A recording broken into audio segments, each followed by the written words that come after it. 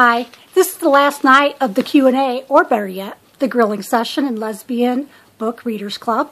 We decided last minute to do a special little treat, something personal, a simple reading from Out of the Mist, approximately about a page and a half, around about that. So I'll get started. Bear with me. The weather does not agree with my voice. As you can tell, I'm hoarse.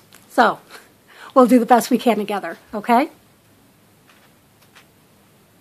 To start,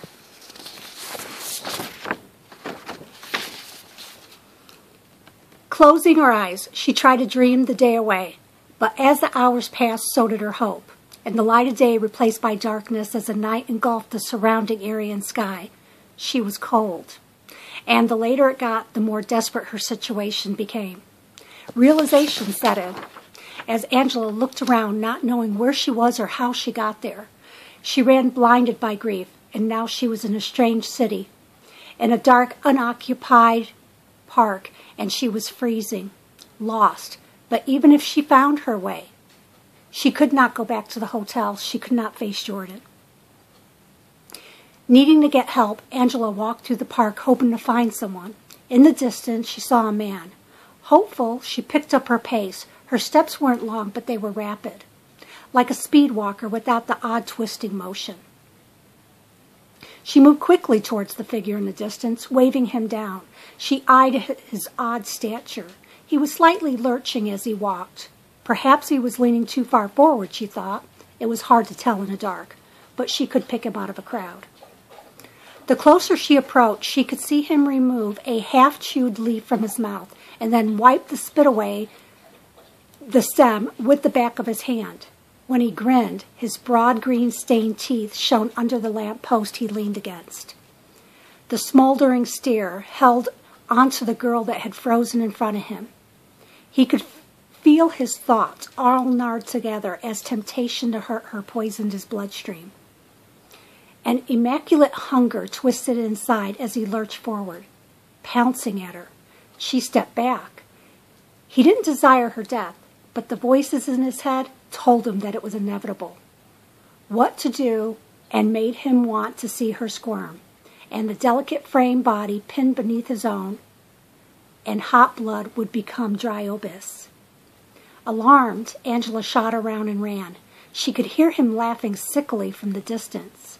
The realization she may have put her life in danger set in, and she ran. Imaginary noises filtered her ears, and she half expected someone to rush from each bush as she scurried past. She could hear the pounding of feet against the gravel, sensing the claustrophobia of death and confinement hover over her, as though it were a tangible phenomenon. She could not return to the prison of lies and secrets, but the haunted, fierce look in the man's eyes motivated her to keep running, racing against time, disregarding the feeling of loss in her heart. She could hear him closing in, and the steps dropped precisely into the swelling, murky gloom. Dark mist lapped at his feet as chilling as December tide. His feet echoed on clammy steps, and loose pebbles skated and skimmed into the blackness. The aroma of damp loam and sodden bark crawled under the sweet scent of pine. Needles that swirled with the mist and pervaded her senses.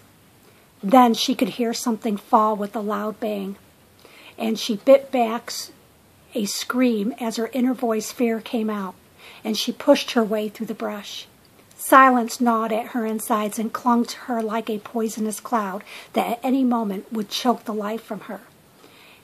A premonitory chill traced its icy limbs down Angela's backbone, and for a second she hid in the gray moss under a gray sky in the midst of a gray silence. All at once she discovered there was nothing around but a spreading carpet of gray-green moss, years deep and silent, that fell as old as time itself.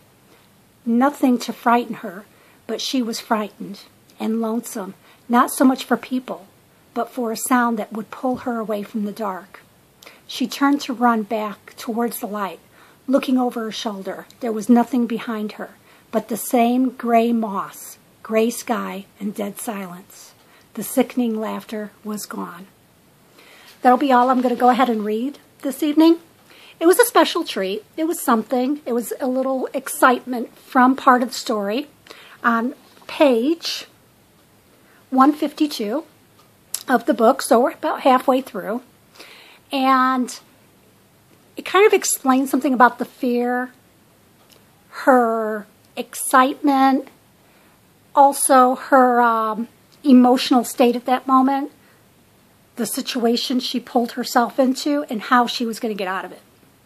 So I hope you enjoyed this as much as I did. I look forward to spending tomorrow with you. We have one more day in Lesbian Book Readers Room.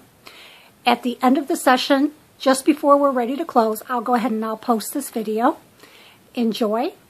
And I look forward to the next time we all get together. I want to wish you to all have a wonderful day, great weekend, have a great week work ahead, and have a good night and goodbye.